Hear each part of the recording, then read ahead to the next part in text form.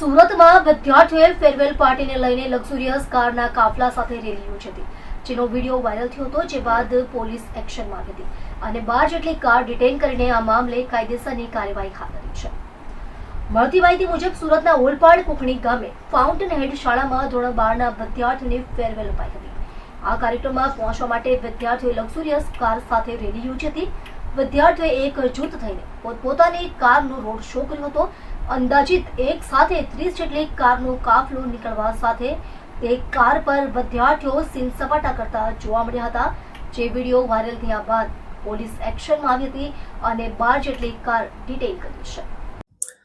આજે સોશિયલ મીડિયામાં એક વિડીયો વાયરલ થયેલો હતો. તેમાં 12મા ધોરણમાં ભણતા વિદ્યાર્થીઓ છે, એમણે દ્વારા વેહિકલમાં બેસી અને સ્કૂલે રેલી સ્વરૂપે ગયેલા એવી વિડીયો વાયરલ થયેલો છે.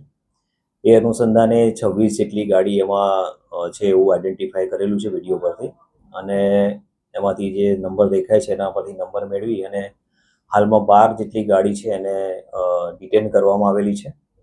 5 વેહિકલ છે એ કોઈ ફંક્શનમાં બહાર છે, એનો સંપર્ક થયેલો છે, અને 9 જેટલી ગાડી છે એ શહેરની બહાર છે, તો એ પણ કાલે મળી જશે. તો એ લોકોને પણ એ ગાડીઓ પણ ડિટેન કરવાની કાર્યવાહી કરવામાં આવશે.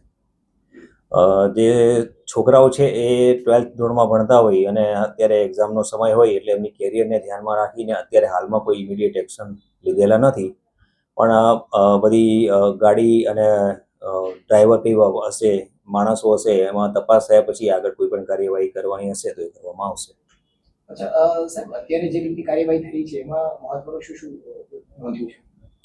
અત્યારે તો જે નંબર છે આઈડેન્ટિફાઈ કરી અને વાહન ડિટેન કરેલા છે.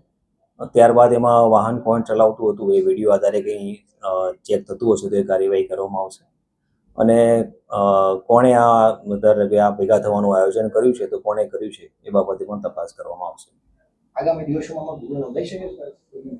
ચેક કર્યા પછી એમાં જે પણ ભંગ થતો હશે તો એ મુજબ આગળ લીગલ પ્રોસિજર કરશું.